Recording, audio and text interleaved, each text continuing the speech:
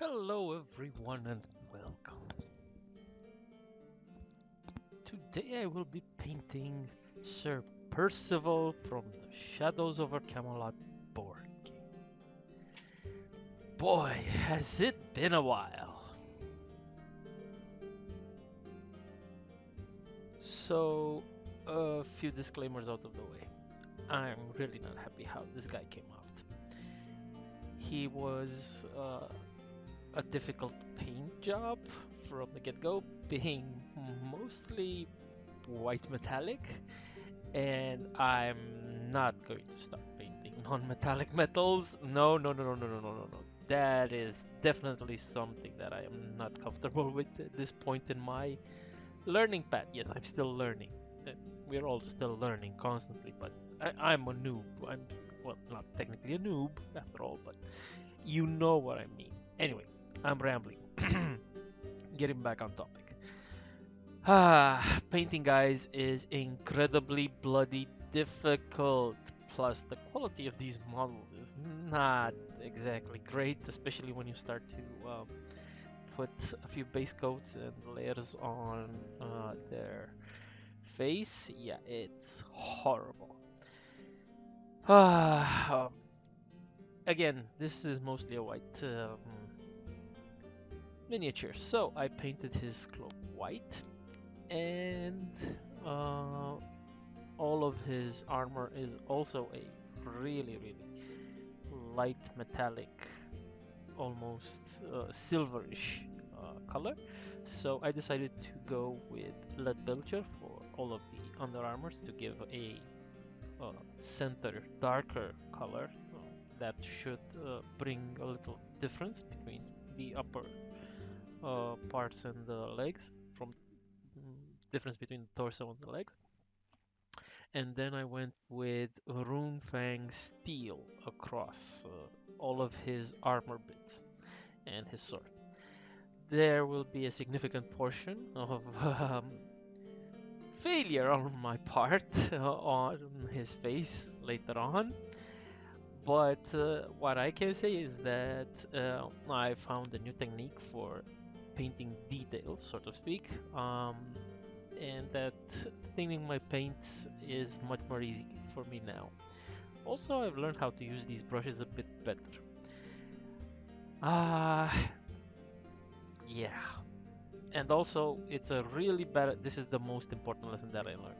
It's a really bad idea to take so long between making these videos, because I had to do multiple takes just to get actually started on this. And let me tell you, it's not pleasant. I actually, when I used to post weekly, it was incredibly easy for me at one point to actually record these. It became so natural, and now I'm really getting out of hand. And why I keep constantly promise that there are more videos coming sooner rather than later. This is not looking like the case. I've been incredibly busy, and I am trying. I'm doing my best. But working and being a dad really takes up my time. I'm not complaining here. It's so much fun seeing the boys and spending time with them, but it really leaves very little time in the day to do basically anything else.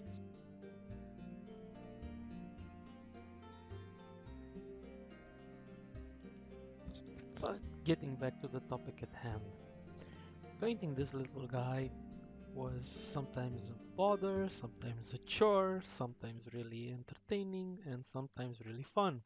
I learned a lot of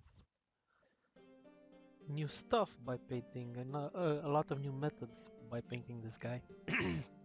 So one of the things that I wanted to try with this guy was to do everything without making any mistakes, especially for the parts that I am used to, like the armor and the clothes. And I only made one single mistake, and I found out something that I want to try again going forward. I will talk about it when that time is. Um, but I also wanted to paint him without making any brushstroke mistakes, basically. So while it might not be very clear from the sped up filming, I really took the time with him.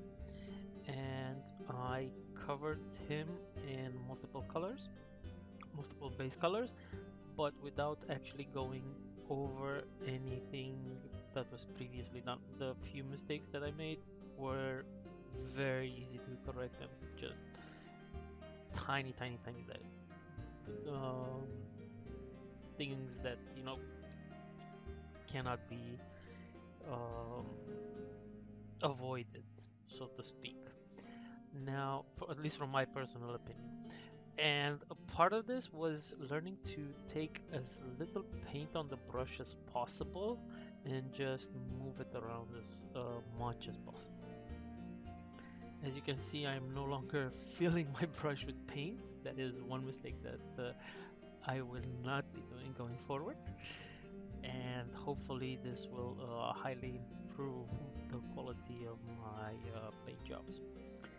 Yeah, it is much, much simpler now to take care when you have just a little bit of paint on the tip of your brush. So yeah, lesson learned.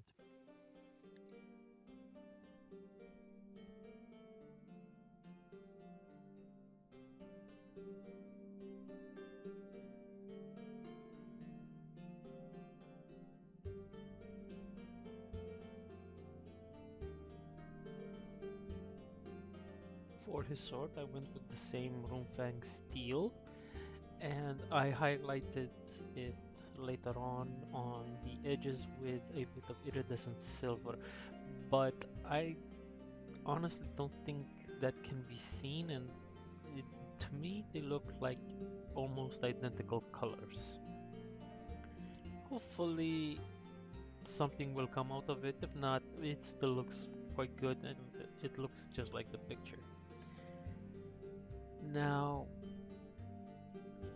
yeah, see, I'm trying to edge highlight it. I don't think it can be actually seen right there, and I tried to do the edge highlight by combining a bit of titanium white with the iridescent silver to give a few highlight areas, but I'm not sure that's very visible. I think later on I will paint the symbol on its chest, the heart, and that will be um, the most that I do. And here I break my rule, as you can see on his scarf with War Boss Green. And this is where I make another mistake by filling my brush with a lot of paint. And immediately after that, I, of course, spill it over on the armor, and you can clearly see. Yes, filling the paint, it looks very, very not cool, semi-transparent in some portions. But don't worry, I fixed that by going over with a another layer, and that actually helps quite a lot. But um, still keeps the idea of shadows and highlights in a single, not a single, in two layers, basically, without actually having to do edge highlights and so on. Yeah, I think I finally am starting to get the idea of thinner paints. So yeah, everything needs to be thinned down in order to have this effect to make it basically darker in all the recesses and brighter on the edges. At least that's my experience with it so far. I am yet to try the new contrast paints, but I did buy one, and hopefully I will get to actually build the Space Wolves sometime soon and assemble them and give them a base coat to see how it actually functions. I'm dying to find out. But unfortunately, I really want to finish the Shadows over Camelot series, and that's probably not going to happen anytime soon. Besides that, I still have yet to figure out how I'm going to fix Sir Kay's sword. Right now I'm contemplating actually sculpting it from milliput or something, or in my case, I think I have some oven baked clay. I want to try that out because acquiring milliput is going to be rather difficult for me because I would actually have to go to a different city to buy it from a hobby shop. Yeah, and ordering it, I'm not going to pay the tax to have it delivered just for a small package of milliput. Oh boy, decisions, decisions. For his face, I went with the Bugman's Glow for the base color. I wanted to try and see if I could replicate what happened with the scarf and have a sort of reddish glow for underskin. And when I come with the Kislev flesh or the Flayed One flesh on top of it, which is a layer paint, and also again thinned down, I thought I would have sort of like uh, two skin tones, but I totally failed at that. And besides, again, like I mentioned before, these are not specifically very good quality models, and they really are lacking in the facial detail department. But for the major mistake that I did on this mini, you can see it right now. I decided to wash the entire cape with um, Agrex Archie. And while yes, it does look dark and grimy and amazing, for a Knight's Cloak, it's not really what I was going for. Fortunately for me, when I decided that it doesn't look as good as I want it to look, I came up with the idea of trying to wash it down with just water. And the effect that came out of that after washing it again with water, I really liked because it felt like a dirty cloak, but a slightly dirty cloak, so to speak. You will see me when I decide to finally give up on this and realize that either I'm using too much paint or this shade actually also needs thinning. Uh, so far, I have not tried thinning down my shades, so yeah, I will try that with the next one. Definitely not for, like recessed shading and on the null oil on the armors, but for fabrics, whenever I have such an open space, such a large area to cover, I think I will try and see what I can achieve with thin down shades. And here I am decided to finally wash the entire cloak again and see what that comes out. Unfortunately, when you do this, you really have to keep trying and whisking away the uh, wash because where it will fill in the recesses, it's going to actually be harder to get out of there. And that is why I keep doing with a lot of water and wash. Then again, I decided this was a moment I said, "Oh come on, let me try wash it again and see if that fixes it." But then I went like, "No, no, no, no, definitely not." And then I go, "All right, fine, I'll wash everything." Finally, see, this is me going with water and solving everything. I'm quite happy with the cloak in the end. It has a few dots here and there of dirt, but overall, the white is shining through, and that's what I wanted. And it's not the titanium white, so it's good. It's good enough. And while this mistake I was able to fix, I'm definitely not happy with how the face came along, but again, I'm getting a little ahead of myself.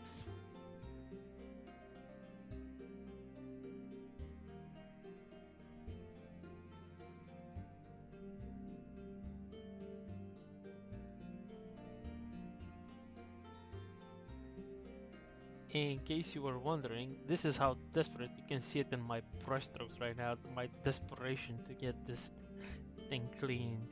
You can literally see the bristles going each and every way, just me trying to scrape off gently and not mess up the miniature, the jobs, the paint job that I have done so far. But at this point, I think in my head it was going like, oh man, it's ruined. Just scrape everything off and start over. I was thinking of looking what are the best ways to clean a miniature that has been painted. I was trying to look up acrylic paint strippers and stuff like that, but I'm happy with how it came out in the end. Well, the cloak at least. The cloak and the arm.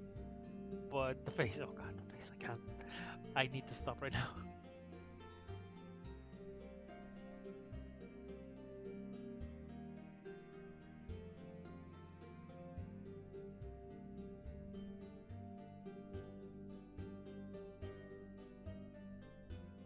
Okay, back to something that I know how to do and that actually makes it look good. And this time I am not doing it badly. So I recess shaded the whole armor using null oil, of course, and I just love the way this makes the miniature look. It just it's just magic in a bottle. Uh, I know that in theory I should be coming with another step to highlight basically all of the edges, but I don't know. Using metallics, I really don't feel the need to do this step because, especially if you're doing only recess shading and not dip washing, because if I do this and very very careful about to put the paint, the shade paint, only in the recesses, then the edges will always catch the light because again it's a metallic paint. I'm not painting non-metallic metal, and so I don't really have to do highlights. The light source, whatever it is, when looking at the miniature, will automatically do that for you if you're looking even right now. So yeah, metallic paints, love them. Definitely not gonna change them for non-metallic metals. I don't have the time to do that. Again, my full-time job is not to paint miniatures. This is just my hobby. So again, for a hobby and a tabletop quality, I think this guy looks absolutely amazing. And well, I cannot stress this enough. I really suck at faces. Oh, why couldn't he put a helmet on him? Damn. Anyway, I'm really happy with how the armor looks and all the little efforts that I put into it to really improve it. Look absolutely amazing. So yeah, null oil, magic in a bottle for metallic paint.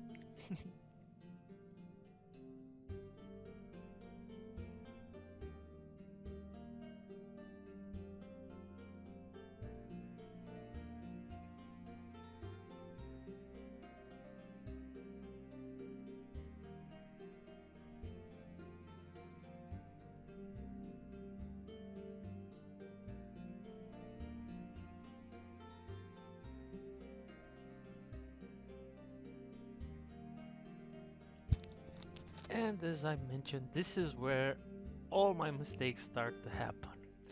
I try to paint his face using Kislev flesh or Flaidman flesh. I honestly don't remember right now.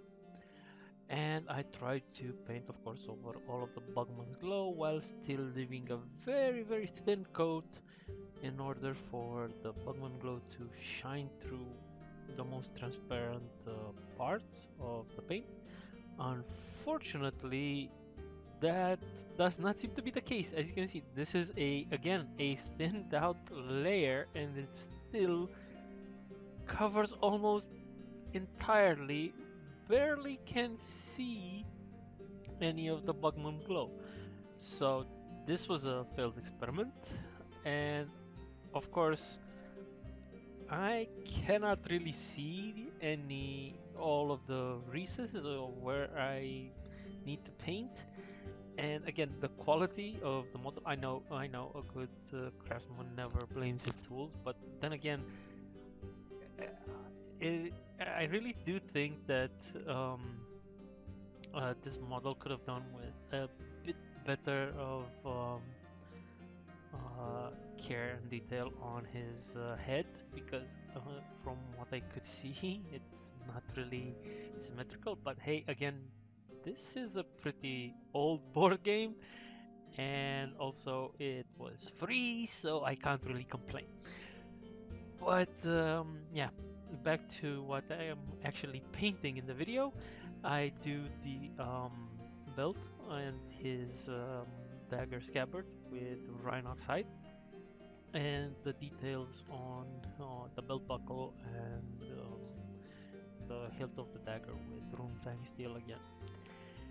Yeah, that's another easy peasy, not a problem. Not the first time I'm doing this detail.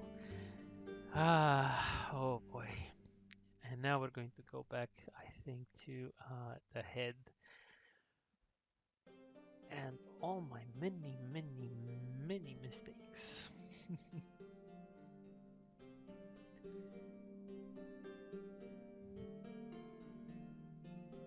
Yeah, I do the hair with, again, Rhinox hide because it was out, no other reason. I should have tried and gave it a different tone, but then again, no one can ever say I'm not lazy. I'm incredibly lazy. So yes, the hair came out looking decent, even though it was only a base coat, and I tried to thin it down as much as possible. Again, this to give it a few different tones, and so that it can go in all the recesses accordingly. Uh, I think I cut and editing all the fixing I did on his scarf and the armor, but also I managed to spill some Rhinoxide on the scarf while I was painting his hair. And that was another, you know, 10 minutes of fixing stuff. Because why not? I keep saying I was really careful. Yeah, not really. Also, note to self, don't paint in the middle of the night, no matter how in the mood you feel like it. I'm always gonna end up tired, and every little mistake just pushes the finish time further and further away, and I get more and more tired, and I make more and more mistakes. But unfortunately, that was the only time I could actually find some free time to actually paint. I tend to use the word actually quite a lot. Hmm.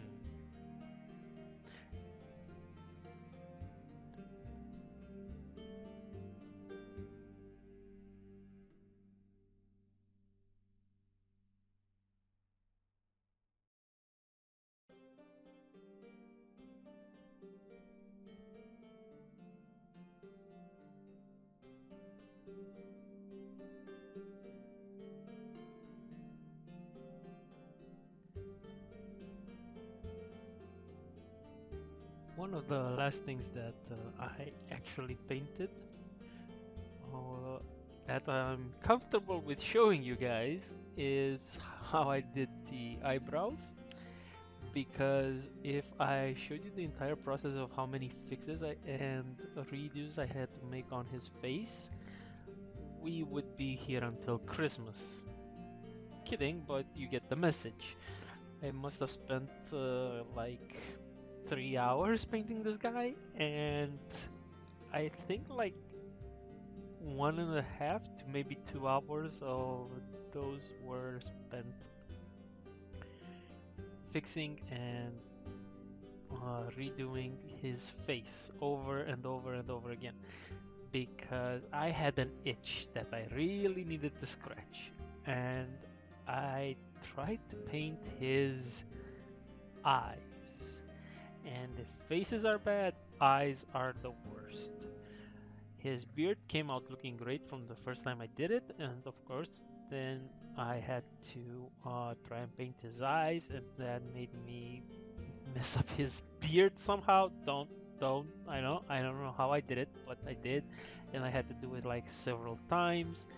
In the end, I am barely comfortable with how the guy looks. He's a tabletop quality miniature for a board game. He's gonna be okay, but I really need to up my game if I ever want to have, um, unhelmeted HQs. Though I really don't think I am going to do that for my miniatures ever.